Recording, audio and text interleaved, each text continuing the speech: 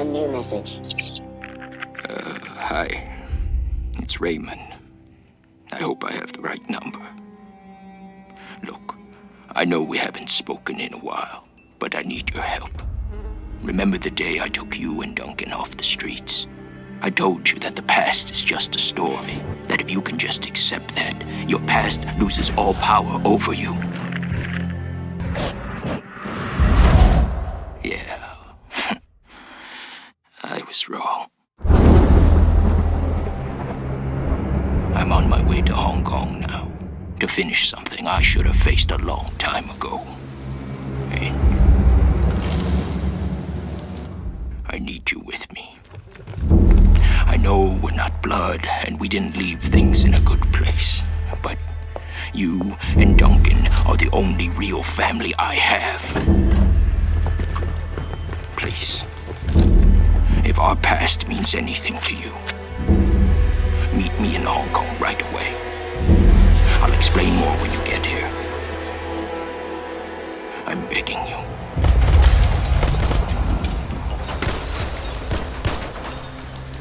I'm almost out of time.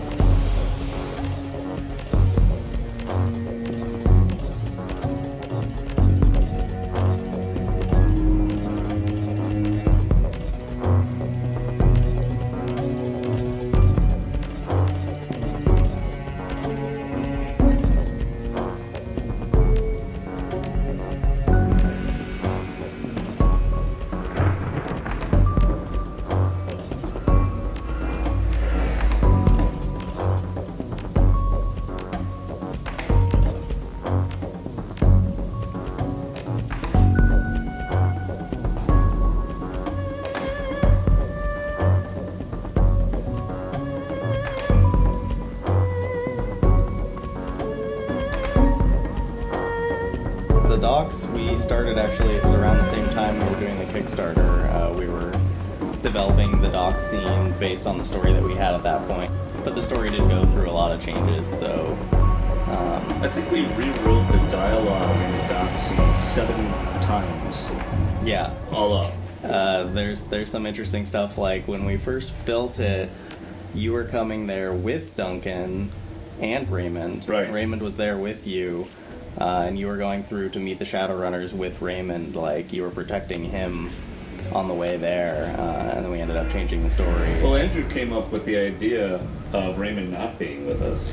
Yeah, that was primarily to solve the problem of us putting you in a position where you're supposed to guard Raymond, but then because of the mainline story requirements, you not being able to do that. We didn't want to put you in a position where we set you up for failure at the very beginning. Right, originally what was going to happen was you were going to escort Raymond, you were going to meet Raymond, and then Raymond would be stolen like right out from under you. Right. And making you completely feel like, I'm the worst Shadowrunner in the world. Yeah, exactly. And because of some of the experiences we had in the Director's Cut of Dragonfall, specifically in the Lodge run, we ran into a similar issue there, and we wanted to just avoid that all around.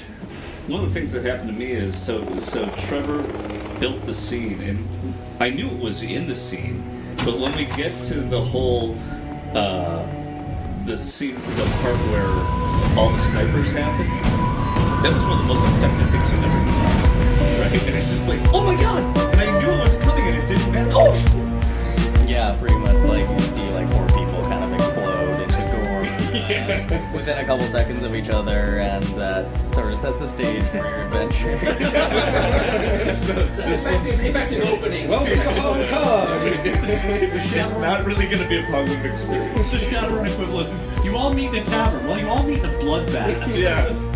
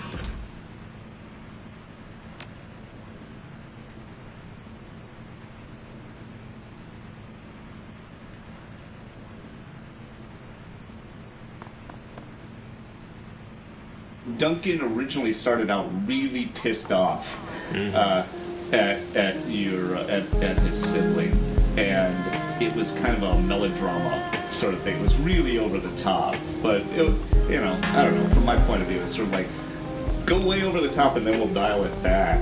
But Kevin actually had a lot of feedback on that particular one. It's just like, whoa, man. Yeah, because it's like, although like when we conceived of like the relationship of the player and Duncan, it made sense, and like, and as the things were going to progress, what that relationship was, it would all play together. It's just that like as a player, that's the first time you're meeting this character, and you don't really know how to interpret all this history that we still have yet to introduce. So it was just sort of like I think it was just a problem of context. But yeah, well, what was interesting about it was what I was trying to do in the writing of that thing was sort of slowly string you along that and unfolding your history with Duncan and with Raymond during the scene, and some of it worked, but it was really Trevor's wife Jo who played it, who realized, you know, you need to solidify this relationship right here. This is the moment where you need to explain it much more clearly, and we had iterated on that a lot until she pointed it out. We finally added that flashback. yeah. 3 weeks before she had that. Before that. This is how the sausage is made, kids. No, I mean, it is. three and a half. Come on. Yeah. Give us some time. In HPS time, that's like I mean, I've never had and admittedly this is just over the course of our 3 Shadowrun games, but I've never had an experience where the initial hook, the Act 1 establishing of the characters and overall premise didn't take like by far the most iteration time. Yeah. If that doesn't sync with the player, then the rest of the experience just sort of compounds on that error. We did like Monica and the Vault and Audrin and all that like 15 times or something. Yeah, in Dragonfall. yeah. So- It's set the hook, reset the hook, And there's reset the hook. I'll be honest, there's probably a certain like I feel like a lot of writers, you know, will kind of fixate on their first paragraph or even their first sentence a lot, and there's probably an element of that too. It's like, well, this is the very first impression, like it's got to be. We could be a little anal.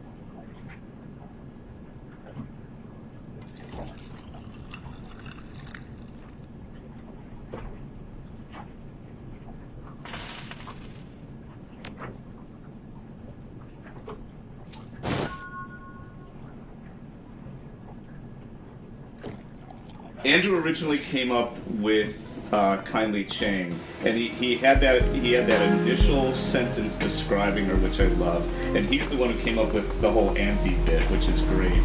And but somehow we reassigned her to me, and as I'm going through, I'm trying to find her voice, and finally it was actually McCain, and it was McCain, I think, and Chris Rogers, who was the art director on the project at the time, who's like, Al Swearingen from Deadwood.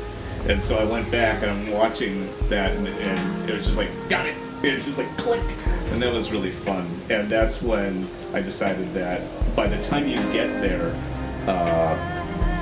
Gobbin and Isabel are in real trouble, and they're sweating and stuff, and just to make the player feel the sense of danger, we let the NPCs around them feel the danger for you. And so that was easily my favorite scene to write in the entire game. Yeah, Kindly Chang was very much conceived as sort of an anti-Paul Amsel in terms of tone. Yeah. You know, she is not the trustworthy sort of, you know, mentor who guides you through everything. I mean, it's always supposed to feel at least a little bit dangerous. She's not Giles from Buffy in that way. I would marry Kindly. I would. You are not the first person to say that. When we were at We're in the a Penny line. Arcade Expo, PAX Prime, there was a woman who came up to